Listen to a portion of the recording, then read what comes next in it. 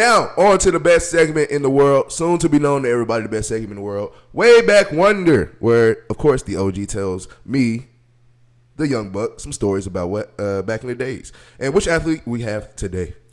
Today's Way Back Wonder is the great Bo Jackson. Bo, you don't know Bo? But Bo knows. Bo, I think he has a valid argument as the greatest athlete that's ever walked the face of the planet. Dude. The combination of size and speed in one human being was just absolutely insane. Unfair. And then obviously the hand-eye coordination, because he was a really good baseball player too. And anyone that has ever, any baseball player that's ever talked about Bo always marveled about how fast and strong he was, and that if he dedicated himself 100% of the time to baseball, when he was younger and healthier before he got hurt in the NFL, that he could have been a Hall of Famer. And I don't doubt it for an instant. Yeah. But let's take a look at Bo Jackson. Okay. So, of course, he burst onto the scene at Auburn as one of the greatest running backs, arguably the greatest running back the SEC has ever seen. And that's saying something when, A, you think about the SEC, and B, you think about some of the running backs that have come out of the SEC. For sure. He carried his teams. He was the offense, and he could not be stopped. So he won a Heisman Trophy at Auburn while simultaneously also playing baseball for the baseball team at Auburn. That is a lot.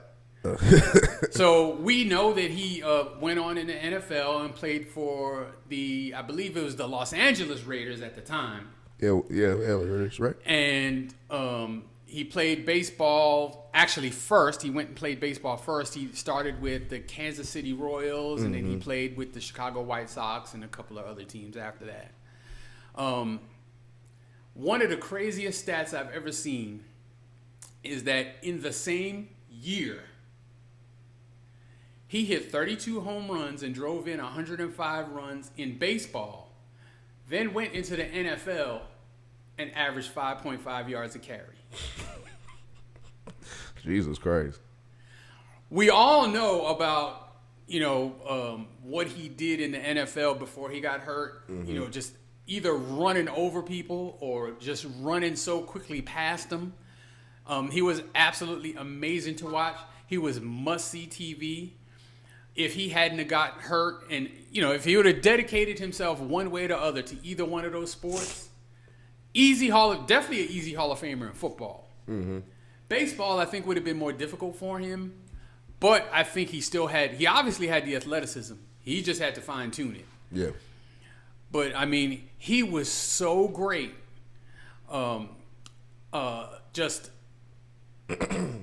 ran like a deer and was built like a linebacker.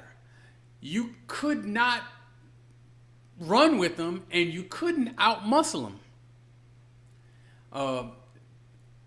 It's like a Derrick Henry, but... If you've ever heard of Brian Bosworth, yes. Ask Brian Bosworth what it's like to try and tackle Bo Jackson. I think I've seen that documentary before, the Bosworth one. Bosworth, coming out of Oklahoma, was a great, great linebacker. But Bo Jackson made him look like a toddler, just running him over on the way to the end zone. And Bo Jackson would rip off these 90-yard runs like it wasn't anything.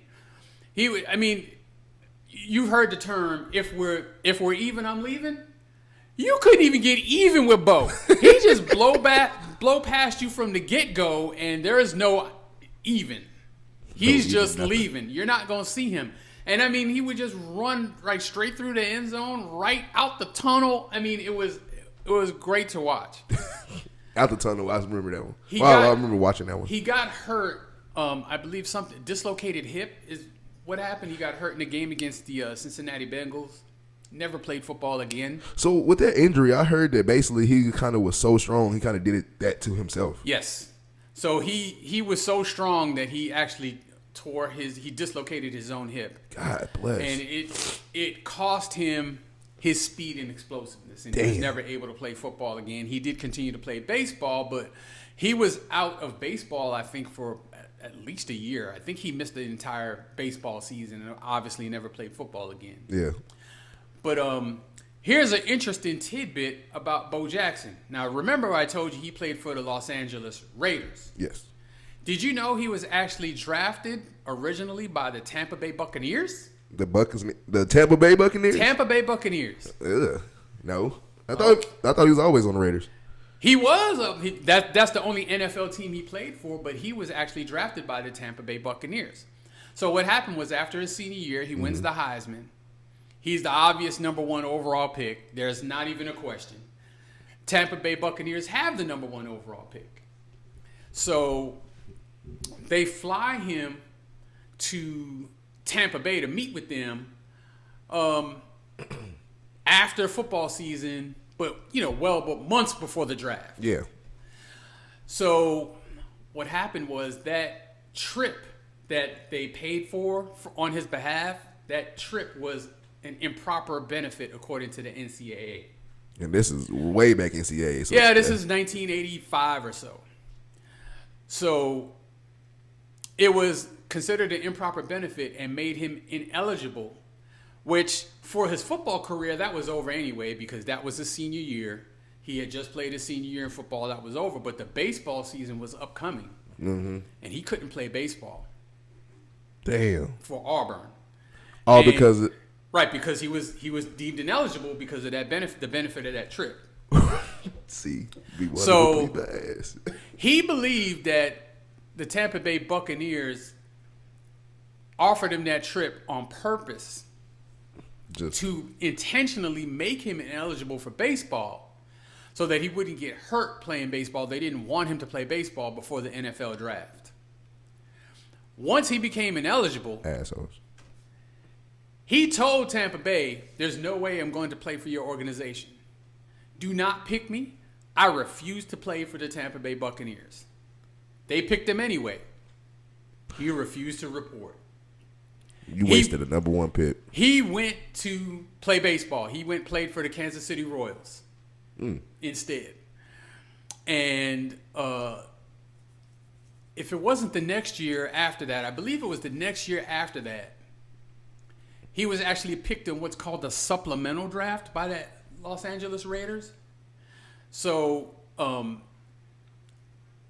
that's how he ended up playing for the Raiders and not the Tampa Bay Buccaneers. And as far as I know, the Tampa Bay Buccaneers got 0 for that pick. They had the number 1 overall pick. The guy that they picked never played for them. That's what you get. And I don't believe, I could be wrong about this, but I don't believe they got any compensation for him ending up on the Raiders after that. Good, because you tried to screw over somebody. That's so, yeah. Think about what could have happened with the Tampa Bay Buccaneers. And at that time, they were bad. Look, obviously, they had the number 1 pick. They were terrible.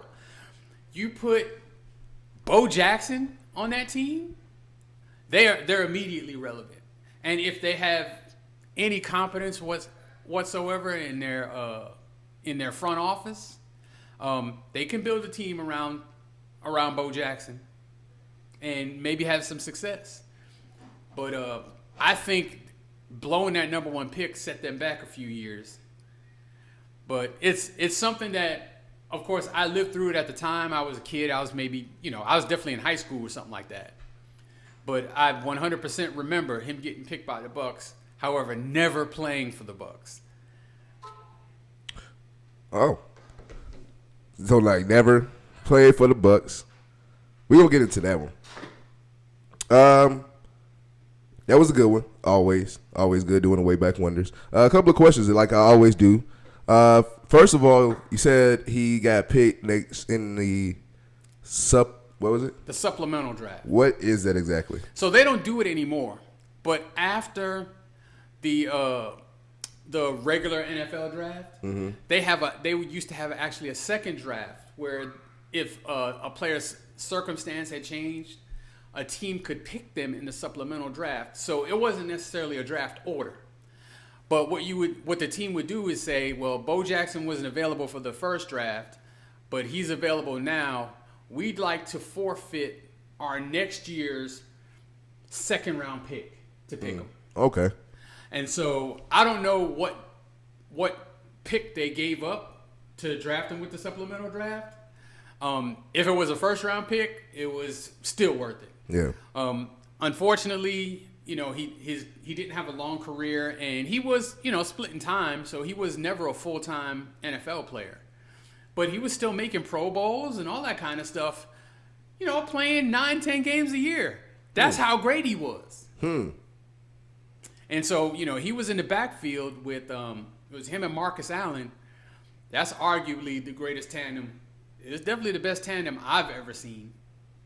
Out of all running back duos, yeah, that's the only one I can say that. It's the best one I've ever seen. And, Marcus Allen, even sort of took a back seat. Yeah.